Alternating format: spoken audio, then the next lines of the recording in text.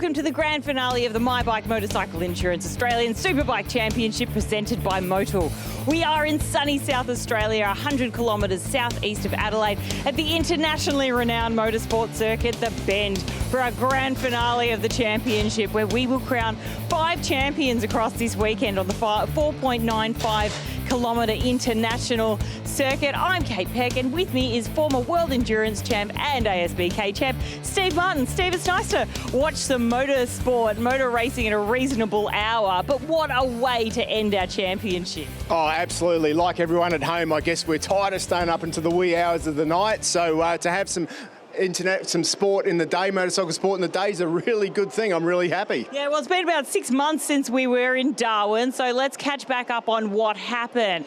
Troy Herfoss, now he had a monumental accident that ended him up in 6 months worth of rehab. It's a miracle that he's here this weekend, but give us your insight into that awful crash. Yeah, I mean, poor Troy. I mean, he was hot. He was hot to trot up in Darwin. He was the man to beat. He won the first race, in fact, and then in the second race, just on the first lap, he came up, went into one of the corners there. Front tyre not quite warm enough, lost the front and went into the airbag, and unfortunately, you know, that was the end of the weekend for him, and a lot of pain. He's still riding here with pain this weekend, but you know, it's going to be good to see him out on the track. And Bend Motorsport Ducati's Mike Jones, Darwin wasn't much kinder to him either. No, of course, you know, it is a tricky track up there. One lap he caught his toe, broke his toe. The next lap into the hairpin there, he went in just upright, pulled the front brake lever on too hard, and bang, down he went into that hairpin corner there. And unfortunately for him, you know, lost some points, so it was all over for Mike Jones at that point. Yeah, but the silver lining, Bend Motorsport Ducati's Ollie Bayliss, who came away with his first ever win and the youngest for an ASBK rider at the ripe age of 17. Pretty exciting stuff. Wow, you got to say, I mean, he could have had a double win up there. In the first race, he literally made a mistake, which put him off track, but he put it right in race 2, beating the unstoppable Wayne Maxwell. What a race it was for Ollie Bayliss, giving him lots of confidence, because remember, he's heading overseas next year. This is the last time we're going to see him on Australian soil for a while. Exactly, which is kind of sad this weekend. But anyway, let's jump into the championship points for the Alpine Stars Superbikes. In P1 is Wayne Maxwell with this weekend's pole position. He's sitting pretty with a 26-point lead, aiming to wrap the championship up in race 1. Troy Herfoss on 106 is back to challenge for the title regardless of injury. And Glenn Allerton in P3 moved up the ladder after an excellent performance at Darwin with a brand new M1000 RR BMW that is proving to be a beast. Crew Halliday, 88, eyes on how his Dunlops performed this weekend. They won 5 out of 6 races last time, so it's his best chance at glory. And now, Steve, let's take a look at the weather, because that is going to have a pretty big impact this weekend. We've got tops of 28 today. Sunny, sunny, sunny. Clearly not a drop of rain either. It's been progressively getting warmer over the course of the weekend. The track temperature has been heating up, so yeah, that'll have a big effect on the tyres, I would say. Yeah, this track is notoriously tricky for tyres. All the manufacturers have had a little bit of time developing the tyres. Probably Michelin is the one that hasn't really raced here before, so they're going to be up against it a little bit this weekend. But everybody that I've spoken to, Dunlop, Pirelli, they reckon that they've got something for all conditions. So it's just going to be a matter of, through practice, and it was, getting everything sorted for the race. So we still don't know who's holding their cards in their pocket. We're about to find out. Well, let's talk about going around the track, because you did a pretty fast lap before, and we've got your commentary on it. Good one, Steve. Yamaha loves an anniversary. They had their company's 60th year anniversary a handful of years ago. This year marks their 60th year of racing on the world scene. And to mark that occasion, we've got this brand new colour scheme and a brand new bike in the R7. I was lucky enough to take this brand new R7 for a run around the Tailem Bend circuit. This circuit is amazing. You absolutely wind up down the straight, hitting speeds of over 300 kilometres an hour and getting close to the magical 200 miles an hour. It's long here at Tailem Bend. Hard on the brakes as you get down towards turn 1, the Motul corner. You've got to be careful here. We've already seen some of the guys fall off, including Jack Miller. Tip it into turn 1, back through the gearbox, Quick flick of direction here, keeping the throttle on, just mid-corner speed up, and once again, flick it to the right. It's blind out of here. You've got to be really careful to make sure you get on the gas smooth and use all of the track on the exit, up through the gearbox, once again, not knowing when to tip in to the fast MA corner, turn 5. You've got to keep that rolling speed up, get on the gas hard out of there. You can feel the bike drift into the braking downhill into Alpine Stars. The back of the bike's moving around here. You're on the front. It's a little bit off camber here. Easy to lose the front here too. Now, if you like right-hand corners, this is the place of the track that you're going to like, because it's 3 or 4 in a row here. Keep on the right-hand side. Dive into the next one, which is absolutely critical to get right. You can feel the pressure on the front wheel there. Down the hill we go, through 9 and into 10, Dainese corner. And that's a corner you do not want to lose your leathers because it's fast. We've seen Bayless fall off there before. A quick flick through, again into the left, and then another one onto the right.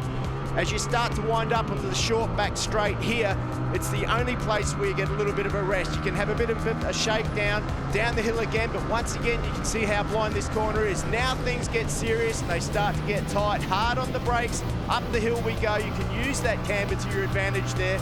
A short spurt up the hill and into AGV corner. The bumps, the only bumpy part on the track is right here. Flick it into the left, once again, off camber, and that's what I like about this circuit. Keep that mid-corner speed on, drive down and through we go. The Alpine Stars area, Ducati corner, then a quick on the gas, flick up over the top of the crest. Blind once again, down the hill into turn 17. Now turn 17, it can catch you out because it's more than 90 degrees. If you're not careful, you'll run off on the outside there. It's time to take a breath though, because we're getting to the main part of the circuit now that counts. This last corner here, the Yamaha revs your hard out corner, turn 18.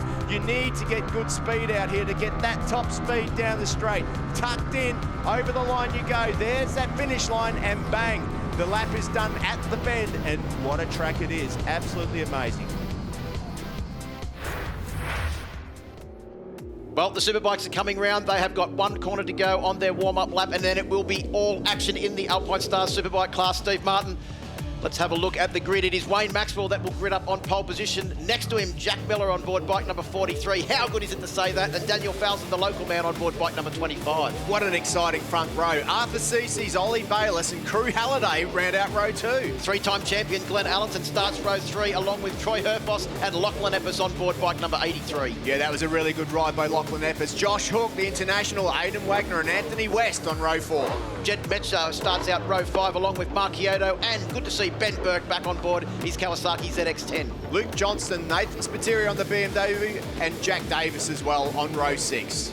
So we're ready to go racing for the Alpine Stars Superbike class. Race 1 of 2 this weekend. The championship on the line. Maxwell has a 27-point lead over Troy Herfoss.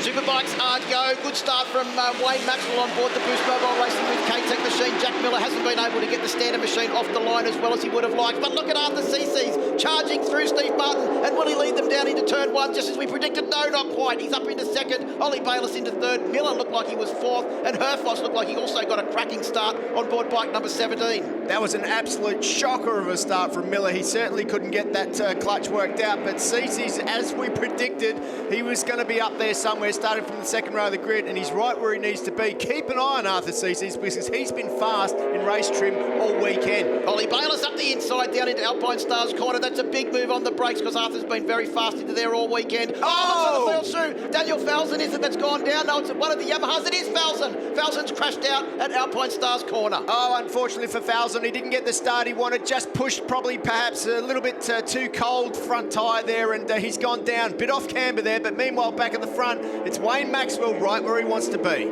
Herfoss did a sensational job to get that bike off the line. We've spoken about his injuries. He has got some injuries. He fails to use it as an excuse, but he's charging very hard. He's just behind his teammate, Josh Hook, who's sitting in 5th position on board bike number 5. Here's a replay now. You can see Falzon trying to go down the inside there. Just got it all a little bit wrong on that corner, Steve Martin. You've said it's off camber, it's hard, and you're braking on the side of the tyre for a long time. And he was too tight on the inside too, so unfortunately for him, it's all over. Well, there's a leading group. That crash caused a bit of a break up there, but Jack Miller's right where he needs to to be on the back of that leading group at the moment, with Arthur CC's in third. Now, Arthur and Jack, they know each other on track. They've raced together in the early days in the MotoGP paddock. And it's also that Arthur is the sole Yamaha in the, spoiling the Ducati party at the front of the field.